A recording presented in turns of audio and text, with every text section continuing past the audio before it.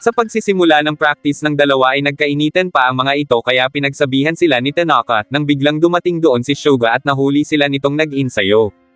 Nagulat si Tanaka pero sinabi ni Suga na hindi naman niya ito isusumbong kay Sawamura kaya nakahinga na ng maluwag ang tatlo. Patuloy ang pag-insayo ng mga ito ngunit hindi man lang nakapagtos si Shoyu sa mainit kahit nakiusap na ito kay Kageyama.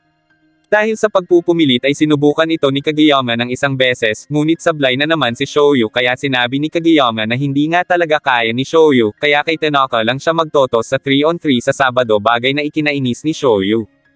Dahil doon ay nag-practice pa rin si Shoyu ng pagtotos sa labas sa tulong ni Suga, hanggang sa magawa niya na iyon ng tama kaya inalok siya nito na ipagtutos siya nito simula bukas sa practice. Tuwang-tuwa si Shoyu dahil ang pag-spike ng bola ang pinakapaborito niya at naalala niya kung paano siya ipinagtutos noon ng mga kaibigan at ng mga nanay na naglalaro ng volleyball. Napatanong naman si Tanaka kung bakit palaging inaasar ni Shoyu si Kageyama. Sinabi ni Shoyu na sa totoo lang ay natatakot siya kay Kageyama tuwing kaharap niya iyon pero may pangako siya sa sarili niya na tatalunan niya iyon kaya siya pumasok sa Karasuno.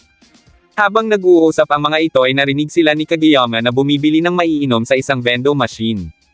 Si Kageyama ang naging basehan ni Shoyu ng pagiging magaling sa lahat ng mga kaedad niya kaya kung matatalo o mano niya iyon ay alam niya na maipapanalo na niya ang kahit na anong laban. Ipinaalala ni Suga na kung si Kageyama ang pinakamalakas niyang kalaban ay iyon din ang pinakamalakas niyang kakampi. Maya-maya pa ay umattend na sila ng kanilang klase at pagkatapos ay agad na dumiretso si Shoyu sa court para manood kung paano ang pagwo-warm up ng mga third year. Dumating na si Kageyama at niyaya siya para mag-practice sa nahanap o mano nitong lugar. Samantala, ipinakilala naman ni Sawamura sa iba ang mga freshman student na makakalaban ni Shoyu sa Sabado. Kahit palubog na ang araw ay nagpa-practice pa rin ang dalawa at malaki ang kumpiyansa ni Shoyu na mananalo sila sa Sabado kaya nag-iisip na agad ito ng babagay na bansag sa kanya na tulad ng kay Little Giant.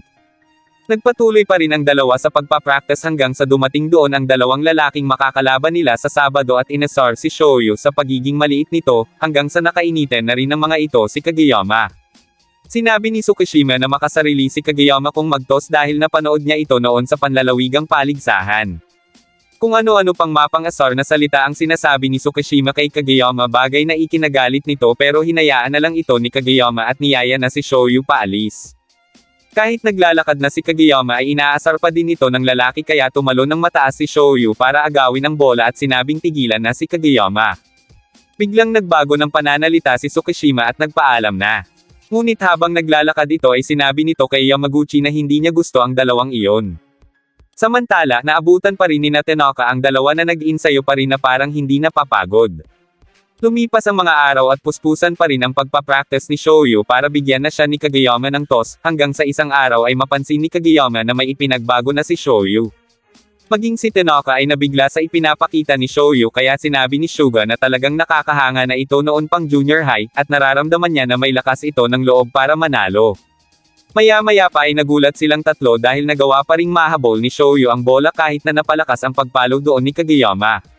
Dahil doon, sa wakas ay binigyan na ni Kageyama si Shoyu ng isang toss bagay na ikinatuwa nito ng sobra at hindi nito alintana ang pagod sa sobrang pagpapractice.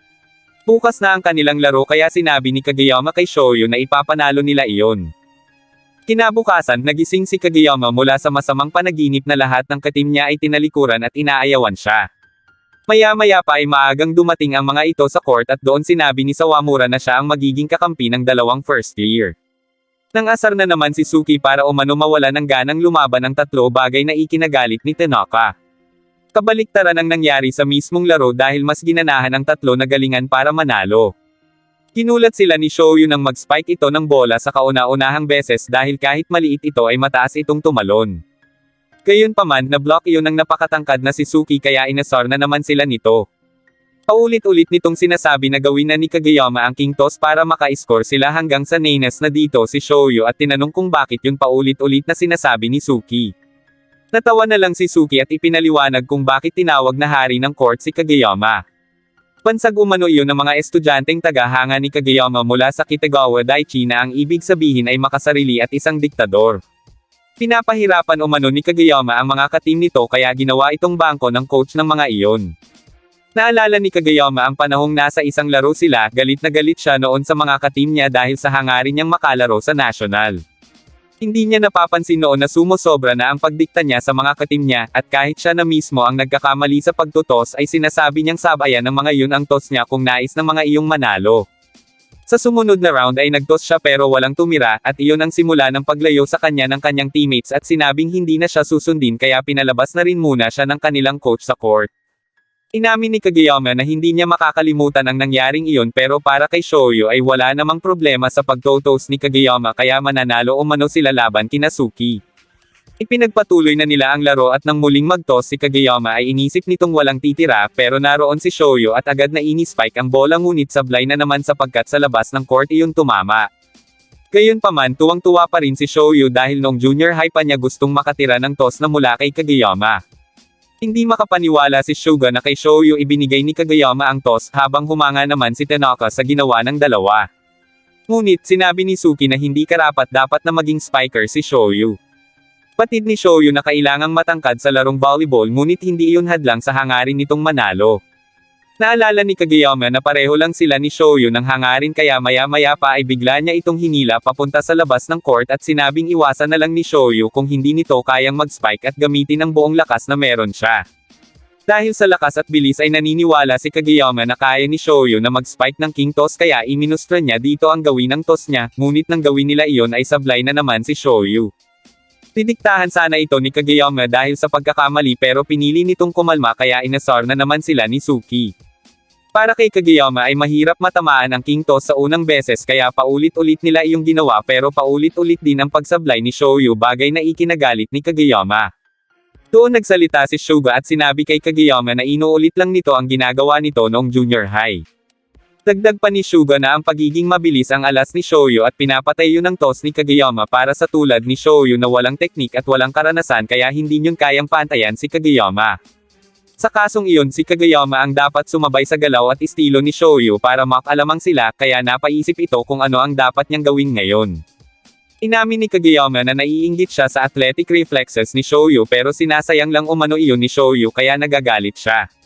Ngayon ay sinabi ni Kageyama kay Shoyu ang dapat nitong gawin kaya susubukan muli nila na ma-spike ni Shoyu ang toss ni Kageyama hanggang sa perpekto na iyong nagawa ni Shoyu.